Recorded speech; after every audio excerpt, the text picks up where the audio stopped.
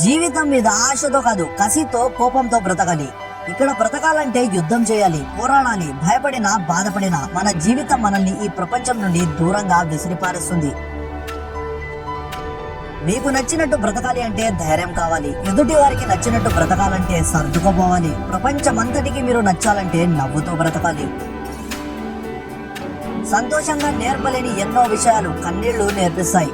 గెలుపు నేర్పలేని ఎన్నో పాఠాలను ఓటమి నేర్పిస్తుంది. స్నేహం నేర్పలేని ఎన్నో జాగ్రత్తలను మోసం నేర్పిస్తుంది. అందుకే అంటారేమో, ఏమి జరిగినా మన మంచికే అని.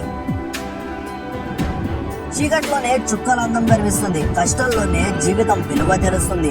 మాటల్లో సంస్కారం చూపినప్పుడే మీకున్న సంస్కారమే కాదు, మిమ్మల్ని పెంచిన మీ కుటుంబ సంస్కారం కూడా ఎదుటి వారికి కనిపిస్తుంది.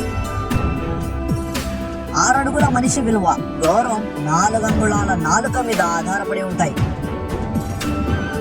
కాలం ఎప్పుడు ఒకేలా ఉండదు.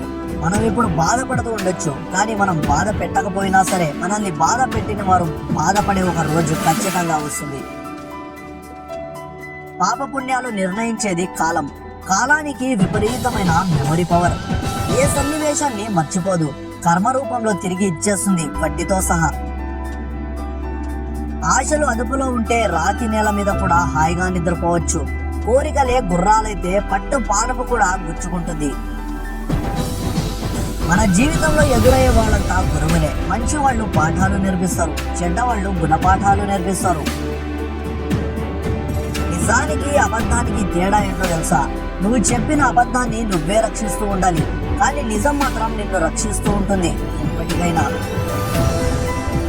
కోపంలా ఉంటుంది మనపై చూపించే కొందరి ప్రేమ.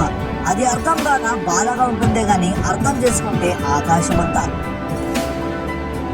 మన వ్యక్తిత్వం ఎంత మంచిదైనా ఒక్కోసారి ఓడిపోవాల్సి వస్తుంది. ఆ గొప్పతనం కరిగిపోయే కాలానిలో మనం నమ్మే మనుషులదో తెలియదు. మనిషి నాశనానికి ప్రధాన కారణాలు 2. ఒకటి ఎవరో చెప్పింది వినడం, రెండోది విన్నది ఇంకొకరికి చెప్పడం. బంధువులు దూరంగా